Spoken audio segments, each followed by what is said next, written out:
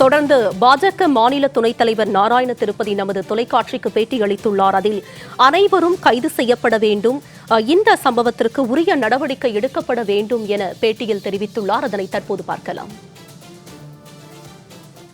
புதுக்கோட்டை மாவட்டத்தில் திருமயம் தாலுகாவில் ஒரு குறிப்பிட்ட நிறுவனம் ஒன்று கனிமவள கொள்ளையிலே ஈடுபட்டு மிக அதிகமாக கனிம வளத்தை கொள்ளையடித்து பதுக்கிக் கொண்டிருப்பதாக ஜெகபர் அலி என்கின்ற ஒரு சமூக ஆர்வலர் தொடர்ந்து அந்த மாவட்டத்தினுடைய ஆட்சியர், கோட்ட அலுவலர், வருவாய்த்துறை அதிகாரி, அதே போல கனிமவளத்துறை அதிகாரி என்று மாநில அரசினுடைய அத்தனை அதிகாரிகளிடமும் மனு கொடுத்து இதை விசாரிக்குமாறு கேட்டுக்கொண்டும், நேரடியாக அங்கே சென்று பார்த்து இது தவறு என்று சொன்னால் அடியாட்களை வைத்து மிரட்டுவதாகவும், நூற்றுக்கணக்கான அடியாட்களை வைத்து மிரட்டுவதாகவும் ஜெகபர் அலி கடைசியாக அளித்திருந்த ஒரு பேட்டியிலே தெரிவித்திருந்ததை நாம் பார்த்தோம்.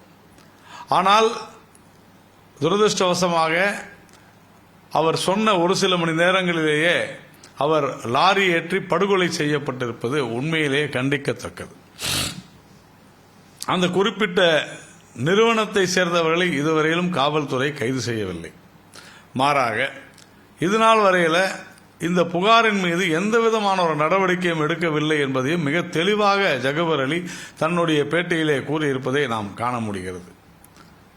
தவறுகளை சுட்டிக்காட்டினால் அவர்கள் கொலை செய்யப்படுவார்கள் என்கிற இந்த அச்சுறுத்தல் என்பது தமிழகத்திற்கு நல்லதல்ல. அமைதி பூங்கா என்று சொல்லப்படுகிற தமிழகம் வெட்கக்கேடான ஒரு சூழ்நிலையை சந்தித்துக் கொண்டிருக்கிறது. நாங்கள் ஆட்சிக்கு வந்தால் 5 நிமிடத்தில் நீங்கள் போய் மணல் அள்ளிக் கொள்ளலாம் என்று இன்றைய மின்சாரத்துறை அமைச்சர் செந்தில் பாலாஜி அவர்கள் இந்த ஆட்சி வெற்றி பெற்ற உடனேயே அல்லது அதற்கு முன்னதாகவே சொன்னதை நாம் பார்த்தோம். அவ்வளவு அவர் சொன்னது இன்று உண்மையாகி இருக்கிறது.